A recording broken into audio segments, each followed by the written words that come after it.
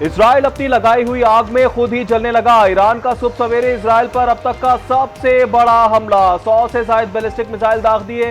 तेल अवीव, हैफा और बैतुल मुकद्दस में मकबूजा इलाके धमाकों से गूंज उठे। इमारतें, मलबे का ढेर, बंकर तबाह होने से बड़ी तादाद में हलाकतों का खदशा। इमदादी कारकुनान का मुतासर इलाकों में पहुंचना मुश्किल हो गया। हैफा में धमाकों के बाद ऑयल रिफाइनरी और बिजली घर में आग के शोले बुलंद। वस्ती इजराइल में बिजली की फराहमी मुअत्तल हो गई। 8 इजरायली हलाक और 100 से ज्यादा जख्मी हो गए। पासदारान इनकलाब का कहना है कि आइंदा कार्रवाई कहीं ज्यादा तबाहकुन, शदीद और फैसला कुन होंगी।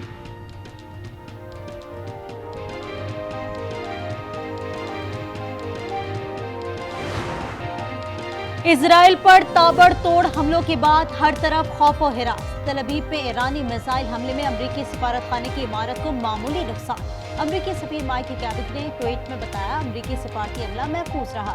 तेल अवीव में अमरीकी सफारतखाने आज बंद रहेंगे। इजराइल ने तेहरान को निशाने पर रख लिया। पासदारान इनकलाब के intelligence chief general Mohammad Kazemi 2 जर्नैलों समेत शहीद हो गए।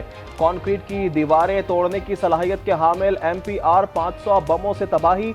वस्ती ईरान में मिसाइल तंसीबात को निशाना बनाने का दावा। फिडो प्लांट के करीब धमाकों के बाद 2.5 शिद्दत का जल्जला आ गया। मशहद एयरपोर्ट पर रिफ्यूलिंग तैयारे को उड़ाने का दावा। ईरानी वजारत खारजा की इमारत पर हमले में मुतअद्दिद मुलाजमीन जख्मी। ईरानी वजारत सेहत के मुताबिक इजरायली हमलों में अब तक 224 अफराद शहीद हो चुके हैं।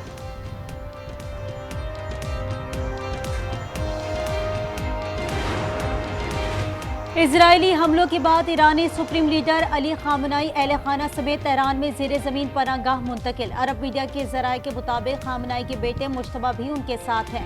ईरानी सदर मसूद पेज़ेश्कियान कहते हैं, जौहरी तवानाई का हक हासिल है, एटमी हथियारों के उसूल में कोई दिलचस्पी नहीं।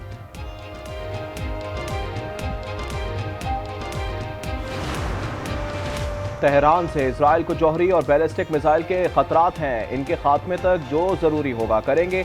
इजरायली वजीर आजम नेतन्याहू की हठ धर्मी बरकरार, कहा हमें जो करना होता है वो कर गुजरते हैं, आइंदा भी करते रहेंगे। मुज़ाकरात की गलत रिपोर्ट्स हैं, अमेरिका अपना बुरा भला जानता है।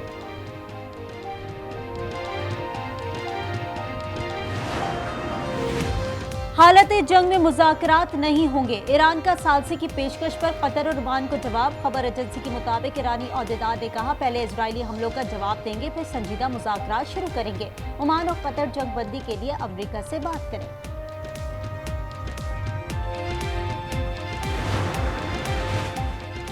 दुनिया को इसराइल की जौहरी सलाहियत से खौफजदा होना चाहिए। मगरबी ममालिक इसराइल के तनाज़ात पर संजीदगी से गौर करें।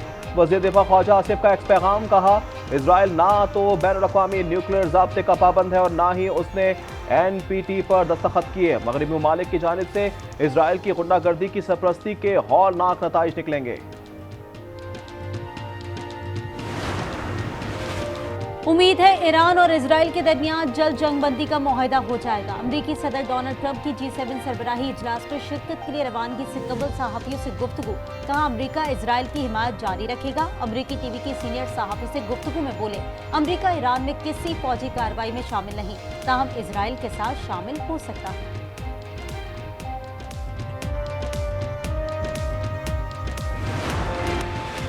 खलीज ताउन कौंसिल का हंगामी इजलास आज रियाद में होगा। ईरान इसराइल कशीदगी और उसके असरात का जायजा लिया जाएगा। सेक्रेटरी जनरल खलीज ताउन कौंसिल मोहम्मद जासिम अल बदवी का कहना है कि कशीदगी के बायस खित्ते का अमन और सलामती को शदीद खतरात लाहक हैं। आलमी बरादरी से जंग बंद कराने की अपील।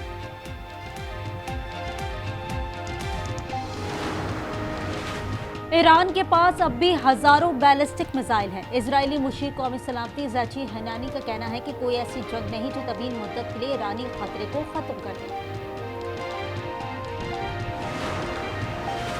ईरान में फंसे पाकिस्तानी तलबा और तालिबात की वतन वापसी। तेहरान से 6 बसें तलबा को लेकर ताफ्तान बॉर्डर रवाना। सिफारती ज़राए के मुताबिक तलबा ताफ्तान बॉर्डर से आज शाम 4 बजे पाकिस्तान में दाखिल होंगे। ईरान से तेल की स्मगलिंग रुक गई। कोयटा में पेट्रोल का बहरान, अवाम पेट्रोल की तलाश में मारे मारे फिरने लगे। पंप्स पर गाड़ियों और मोटरसाइकिल्स की कतारें। मोटरसाइकिल राइडर्स को सिर्फ 1 लीटर पेट्रोल पर गुजारा करने का मशवरा।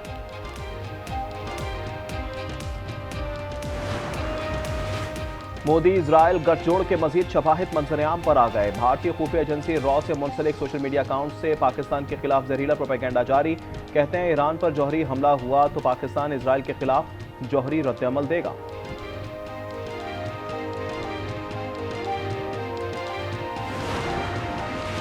अदलिया में डेपुटेशन या जज को दूसरी अदालत में जब्त करने का कोई उसूल नहीं। सुप्रीम कोर्ट में जजेस सीनियरिटी और ट्रांसफर केस में जस्टिस मोहम्मद अली मजहर के रिमार्क्स। कहा सिविल सर्विस में डेपुटेशन या मुलाजिम को महकमे में जब्त करने का उसूल मौजूद है।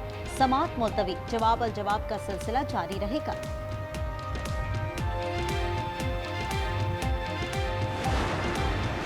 अदालत ने बानी पीटीआई को बेगुनाही साबित करने के लिए मुंसिफाना मौका दिया, मगर मुलजिम ने पॉलीग्राफ और फोटोग्रामेटिक टेस्ट करवाने से इनकार कर दिया। अदालत ये कानूनी नुक्ता समझने से कासिर है कि तफ्तीश किस तरह मुकम्मल की जाएगी। इंसदाद दहशतगर्दी अदालत लाहौर ने केस का फैसला जारी कर दिया। कहा अब टेस्ट करवाने के लिए तीसरा मौका नहीं दिया जाएगा। अब तफ्तीशी अफसरान फन्नी बुनियादों पर तफ्तीश मुकम्मल करें।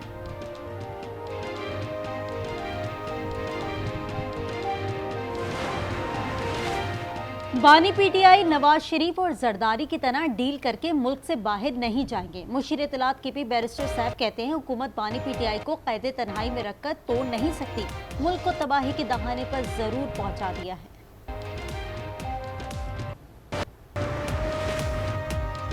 बलूचिस्तान के इलाके मच में रेलवे ट्रैक पर धमाका। पुलिस के मुताबिक रेलवे ट्रैक को जुज़वी नुकसान पहुंचा, कोई जानी नुकसान नहीं हुआ।